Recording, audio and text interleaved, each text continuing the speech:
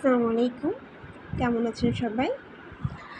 আষাঢ় মাসে বৃষ্টি হবে না, এটা কি হতে পারে? আজকে সকাল থেকেই কিন্তু শ্রীমঙ্গলের বিভিন্ন জায়গাতে হালকা বাতাস সাথে কিন্তু অনেক বৃষ্টি হচ্ছে। সো আমি কিন্তু সবসময় ন্যাচারাল ভিউটা অনেক বেশি পছন্দ করি। আর যে কোনো সিচুয়েশনে আমার যত খারাপ লাগায় কাজ করুক না কেন, আমি যদি একটু প্রাকৃতিক পরিবেশে সময় কাটাই তাহলে কিন্তু আমি রিফ্রেশমেন্টটা খুব ভালো ফিল করি। সো আজকে এত সুন্দর একটা ওয়েদারে নিজেকে তো আর ঘরে আটকে রাখা যায় না, তাই না?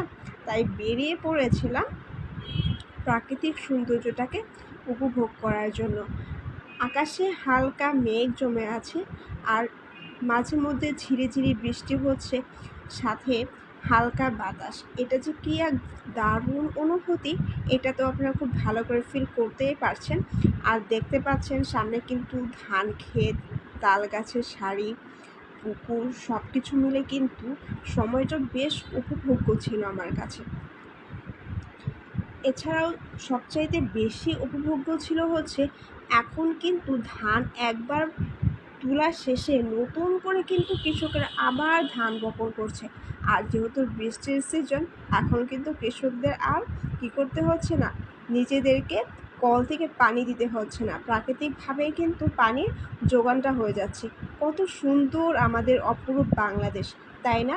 আর আল্লাহর এই মহান সৃষ্টি দেখে আমি কিন্তু সত্যি